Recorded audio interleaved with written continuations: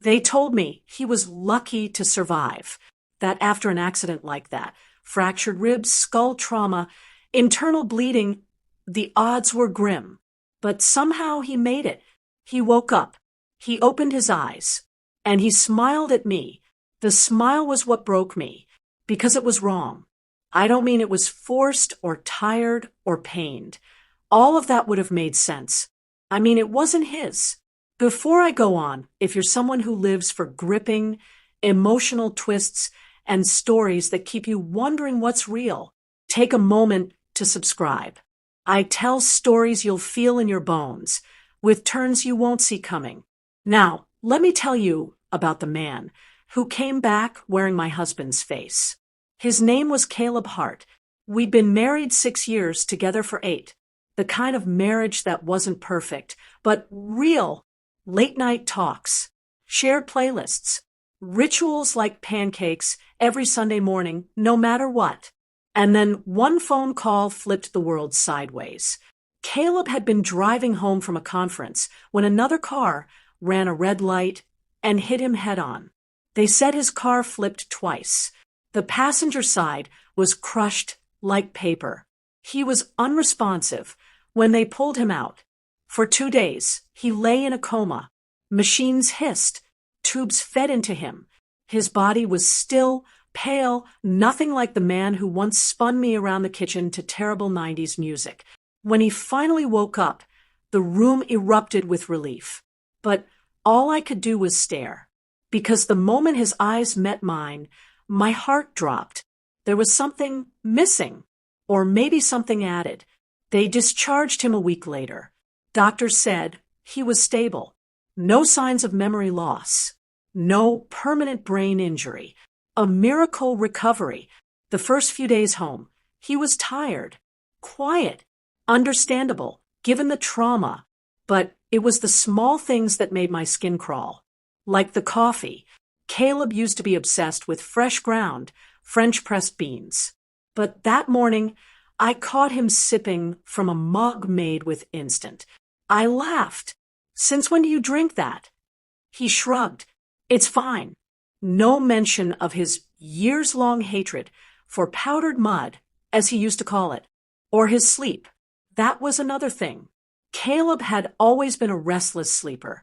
He'd talk, shift mumble.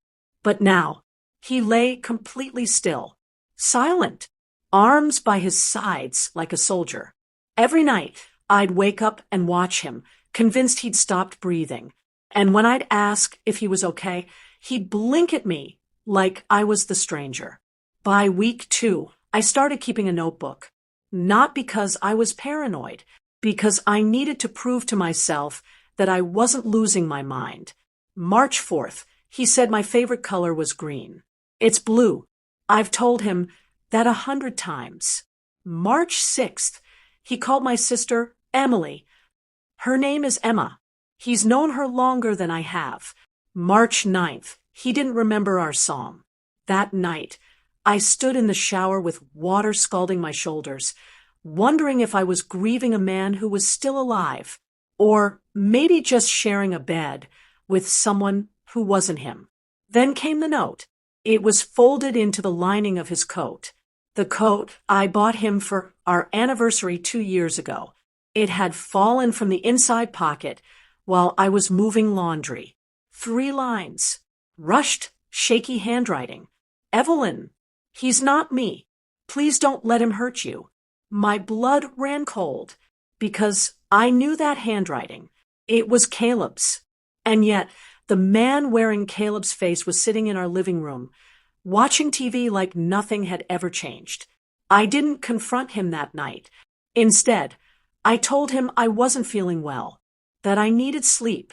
And then I sat in the dark, clutching that note, wondering if my husband was dead and no one had told me. Or worse, if someone had taken his place. I started investigating. It began small, asking questions he should know the answers to. What was the name of our Airbnb in Santa Fe? He blinked. Blue Ridge Inn.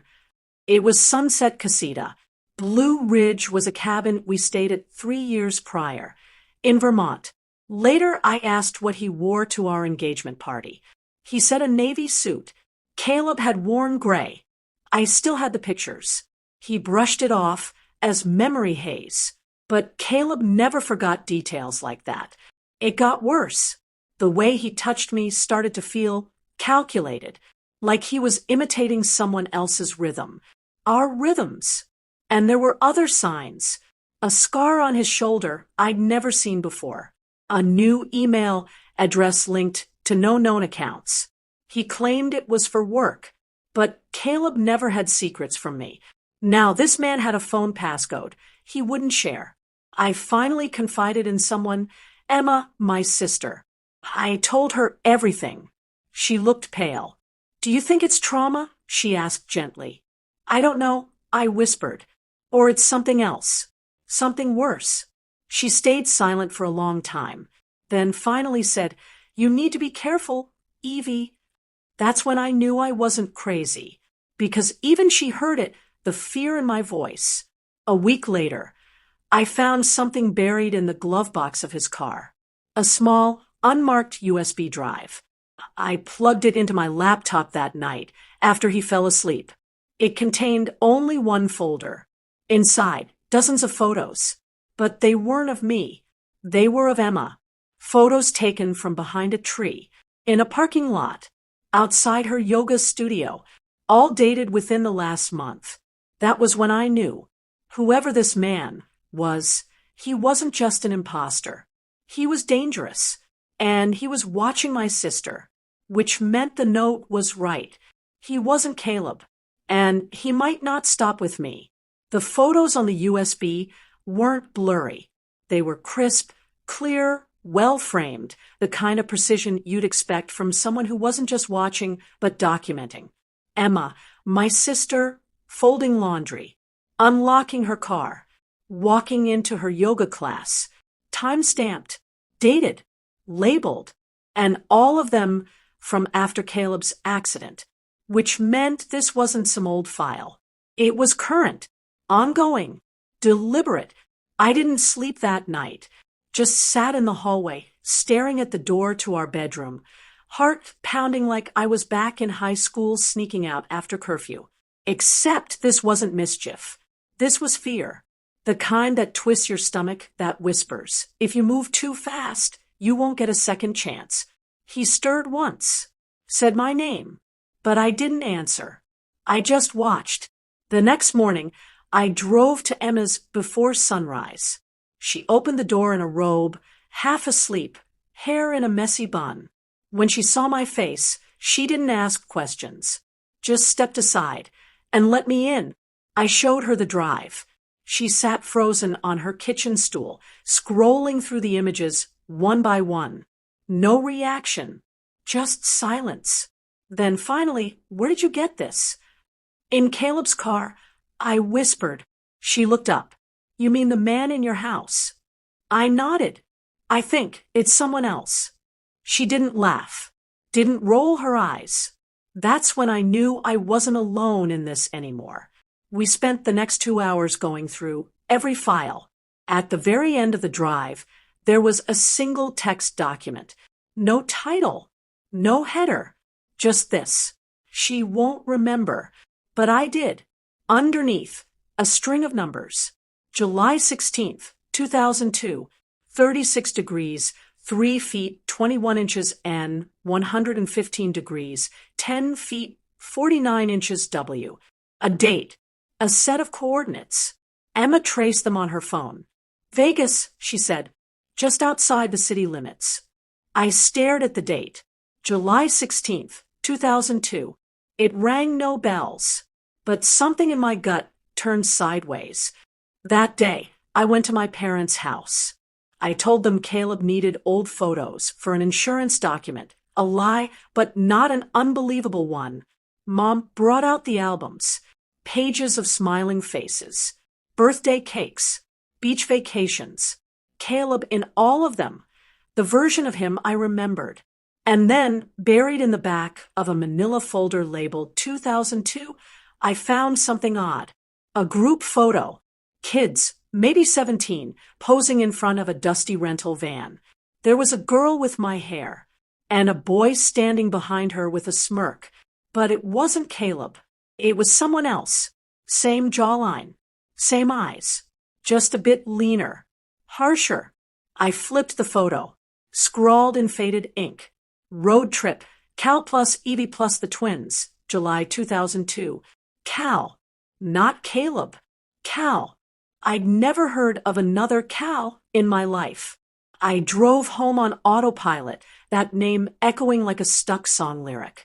That night, while the man beside me slept, I slipped into the office and opened Caleb's old laptop.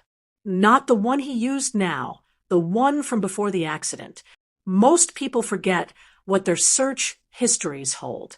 Caleb had logged into Facebook once, years ago, and never logged out. His friends list was small. Caleb hated social media. But among them was a name I didn't recognize. Callum Harper. My blood froze. I clicked. The profile was sparse, barely used. But the photos? There were 2 tagged from 2002, and in them was the boy from the photo at my parents' house, wearing Caleb's smile, standing next to me. I started digging. Callum Harper was born July 15th, 1985. Same year as Caleb. Same town. Same high school. Different last name. But no recent activity. No new photos. Just a trail that stopped 10 years ago. The next day, I called Caleb's mother. We weren't close. Never had been. But I needed answers. Did Caleb have a cousin named Callum? I asked. The line went quiet. Then she said, "You weren't supposed to know about him." My breath caught. Why? Because he died. When? 2004. Drug overdose. She paused. They looked like twins. You know, Caleb hated it. Hated the comparison.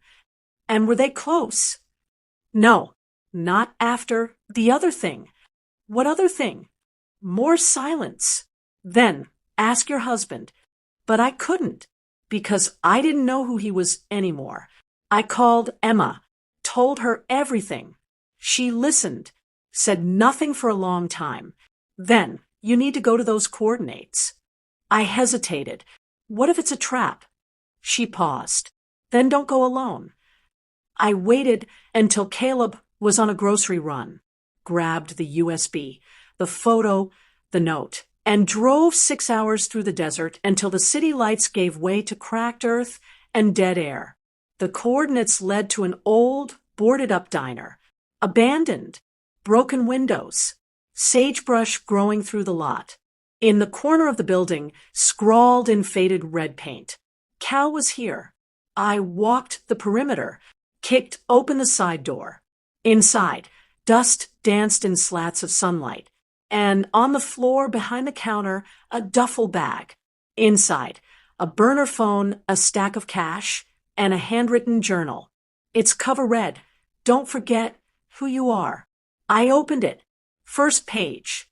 If you're reading this, I didn't make it, but he did, and you can't let him take everything. Each page was like a confession, written by Caleb, the real Caleb. He wrote about his cousin Callum, how they'd grown up together, nearly identical, but never close. Callum had always been darker, smarter, but crueler, a drifter, a user. He'd disappeared after high school, resurfaced only once, in Vegas 2002, the date from the photo. That trip changed everything. They'd switched IDs for a night. As a joke, Caleb wrote, "It was fun until it wasn't. He used my name, got arrested, got violent, and I bailed him out." They stopped speaking after that. But then the accident. Caleb suspected Callum had never left Vegas. And maybe, just maybe, he was the one who caused the crash. Maybe it wasn't random. Maybe it was planned. And maybe Callum didn't die in 2004 after all. I sat in that ruined diner, journal shaking in my hands, staring at the realization. The man in my house wasn't my husband. He was his cousin, a ghost wearing skin that wasn't his to claim.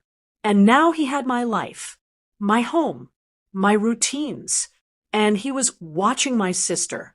I drove home with trembling hands, journal beside me, air thick with dread. Because it wasn't just that Callum had taken Caleb's identity. It was that he was doing it better. Too well. And I didn't know what he wanted next. I didn't go home right away. After I left the diner with Caleb's journal, I drove aimlessly through the desert, the wind scraping against the car like whispers trying to pull me back. I wasn't just scared. I was grieving a man who was alive long enough to tell me the truth, then vanish beneath someone else's face. The man in my house wasn't Caleb. He was Callum, his cousin, his shadow, a reflection warped just enough to fool the world, but not me, not anymore. When I finally walked through the front door, it was just after midnight. He was sitting on the couch in the dark, remote in one hand, beer in the other, smiling. "You're late." There was a flicker in his voice, something playful but sharp, like a blade wrapped in velvet. I faked a smile. Emma needed help with something. He stood slowly, his eyes never leaving mine. "You've been crying." "I'm tired. Did you go somewhere else?"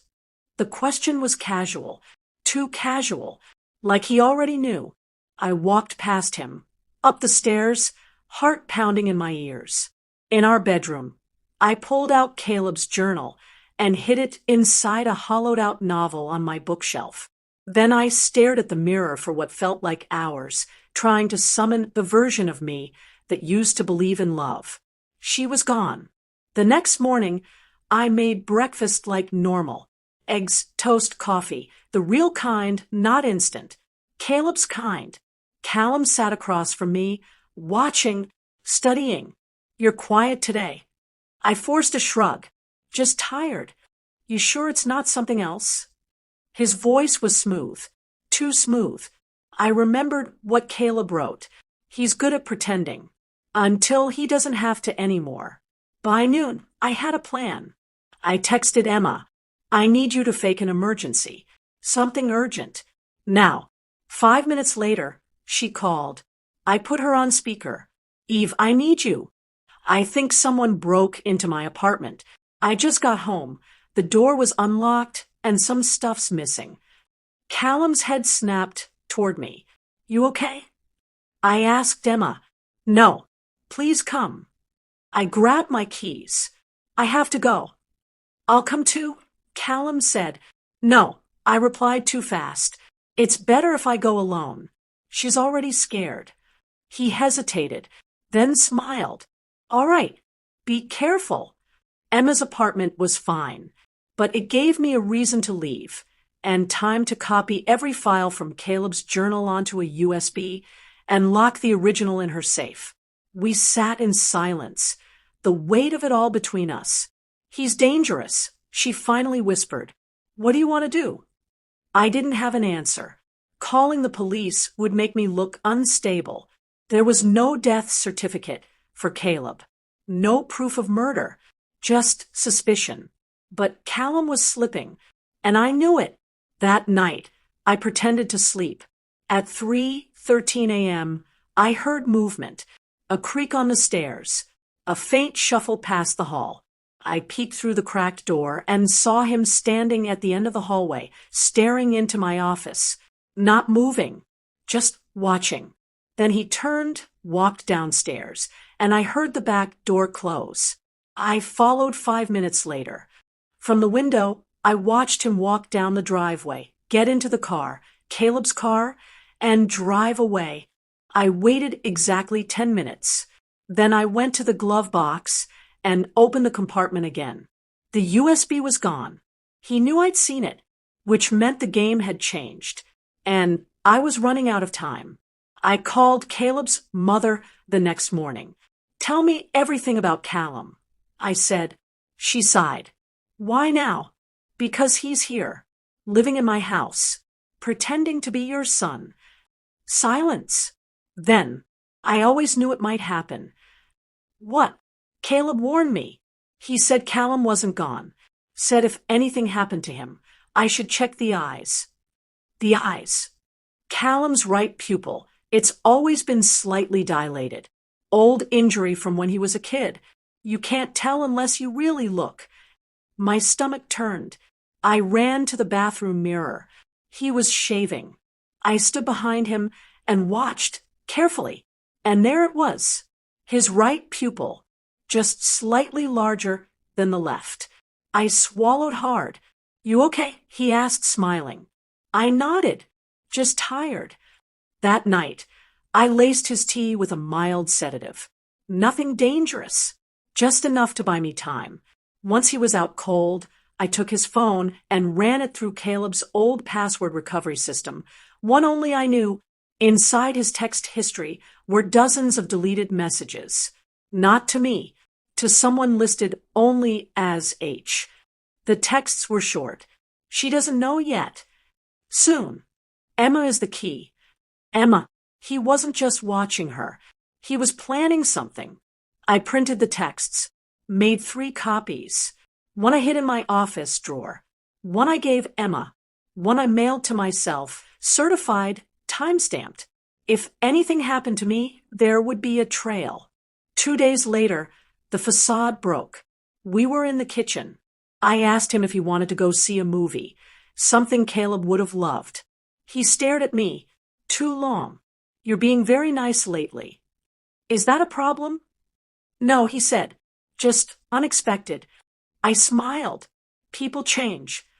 Yes, he said, ice cold. They do. That night, I found my office drawer open. The copy was gone. He'd found it.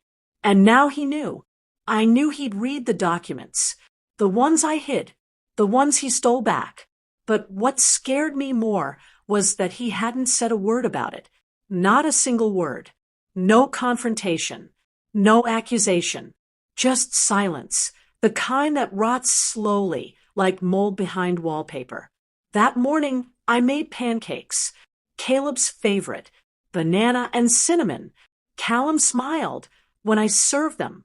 You haven't made these in a while. I nodded. Felt like it. You're acting different lately. So are you? He paused mid-bite, just for a second, then continued chewing. That pause. It was enough. Later that day, I made an excuse to leave. Told him I was visiting my father, who conveniently was sick. He offered to drive me. I declined.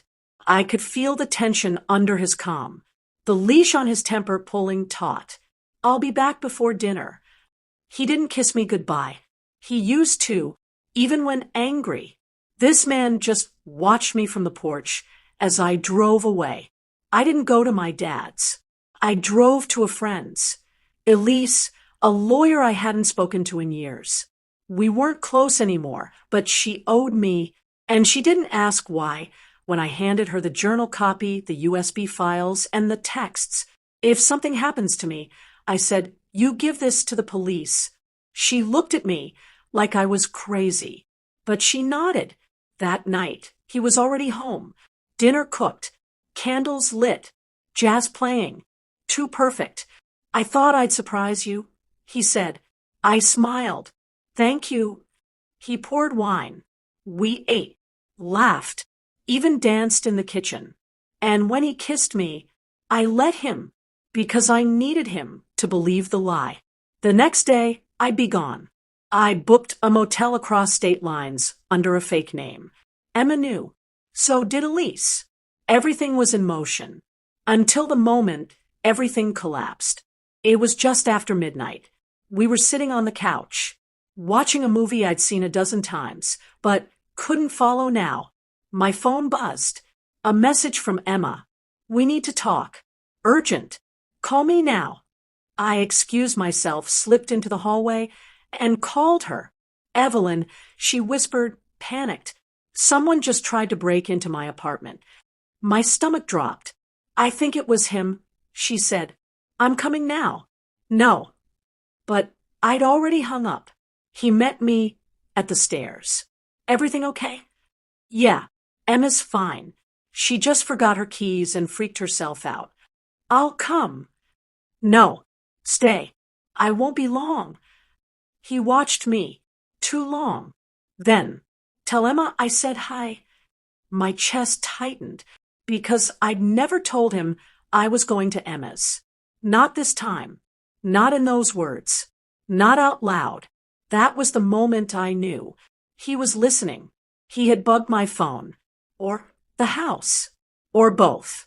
I got into my car, drove to a gas station, checked my phone inside the charging port, under the case, and found it, a pinhole-sized mic, flush with the casing. My hands were shaking. He knew everything. Emma let me in. She was pale. The door had scratch marks. Deadbolt splintered, but nothing stolen.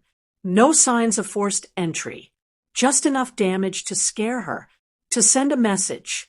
I stayed until dawn. She begged me to go to the police. I told her I needed 24 more hours. When I got home, he was in the kitchen, making tea. Calm. Controlled. Is she all right? He asked. I nodded. Yeah. That's good. I went upstairs, shut the door, and cried silently into my pillow because I realized something terrible. He didn't want to kill me. He wanted to replace me. That night, I told him I needed to get away. A solo trip. Clear my head. He smiled. Too understanding. That's probably a good idea. He even offered to book the hotel. I declined. As I packed, I slipped the burner Elise gave me into my bag, programmed with one number, just in case. And then, just before dawn, I got in the car and drove away. Not to a motel, not to my parents, but to the one place he wouldn't think to check. The cemetery. Caleb's name wasn't on any grave. He hadn't been declared dead, but there was a plot next to his grandmother's, one he'd chosen years ago. I sat there for hours, reading the journal again, trying to remember the sound of his voice. Not the mimic, the real one. And then the phone rang. The burner. I answered, leaving without saying goodbye. Callum's voice was smooth, gentle. How did you get this number? Evelyn, he said, you're not very careful. Silence. I didn't want it to be this way. Then stop. It's too late for that. My hand tightened. Why her? I asked. Who? Emma. He paused. Because she reminds me of you. My skin crawled. Don't go near her. I wouldn't hurt her. You already have. You're wrong. I was trying to save her. My voice cracked. From what? From the version of you that forgot who she used to be. Click. He hung up. That night, I returned to the house. It was empty. No Callum. No note. But the office? Wrecked. Papers torn. Desk drawers ripped open. And the copy I hid in the wall? Gone. He'd taken it all. And left me with nothing. Except one thing. A single envelope on the kitchen table. Inside, a photo of me, sleeping, taken from inside the bedroom. The photo on the table made one thing clear. He'd been in my bedroom, standing over me, watching, and I hadn't even stirred. My hands trembled as I turned it over. On the back, scrawled in the same sharp handwriting, "You don't know everything. Meet me where it ended." That phrase haunted me. Where it ended. Was he talking about the accident, the diner, or something else? I didn't sleep that night. I sat with Caleb's journal in one hand and the photo in the other, willing them to bleed out answers. Then it hit me. There was one place where everything had started and where something had definitely ended. The overpass. The one where Caleb's car had flipped. The crash site. The real beginning of this nightmare. I got there just after dawn. The road had long since been cleared, but the guardrails still bore scars, metal twisted, rusting, and blackened at the edges. I stood there, staring at the place where the car had spun, where Caleb had maybe been taken. And then I heard him. You came. I turned. Callum stood by the tree line, dressed in Caleb's jacket. His hair was longer now, unkempt, but his eyes were sharp, alert, and dangerous. I stepped forward slowly. Why? Why what? All of it. The pretending, the photos, the stalking. Why not just disappear? He tilted his head. Because I didn't want to disappear. I wanted to matter. You think this makes you matter? He stepped closer. You don't remember, do you? I froze. What? Vegas. 2002, the night we swapped names. You don't remember what you said to me.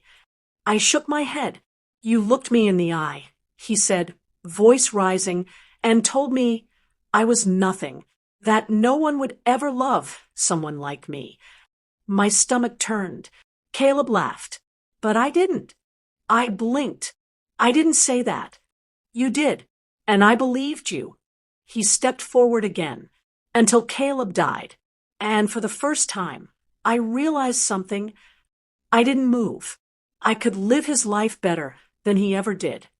You murdered him. He tried to stop me.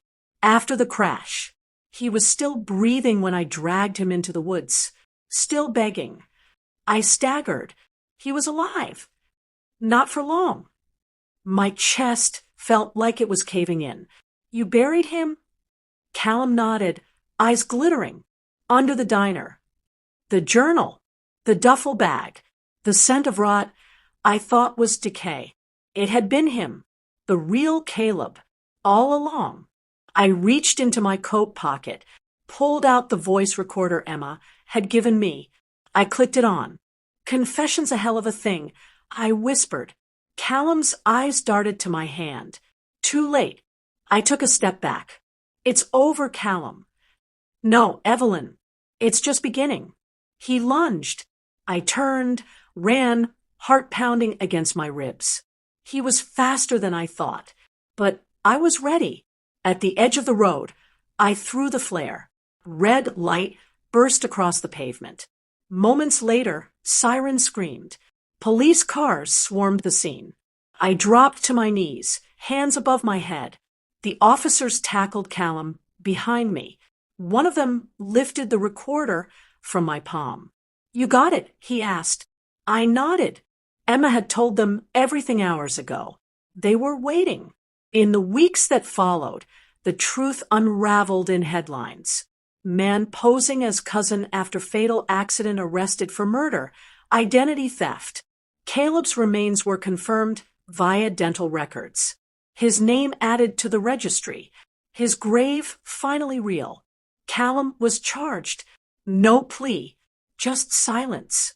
And that same cold smile when the verdict came in. I moved out of the house. Emma helped. I didn't take much. Just the journal. And the photo of Caleb and me on our wedding day. The real one. Sometimes I stare at it for hours, trying to hear his voice again. It took me a year to feel safe, to feel anything at all.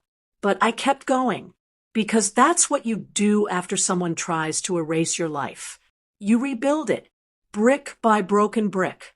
And sometimes, late at night, I swear I hear him, the real Caleb, in the wind, in the trees, saying, "You remembered me." And I always whisper back, I never forgot. If this story moved you, if it gave you chills, or made you think twice about the people closest to you, don't forget to subscribe to the channel. These are the stories that live in silence until someone dares to tell them. And I'll be here, telling them, one voice at a time.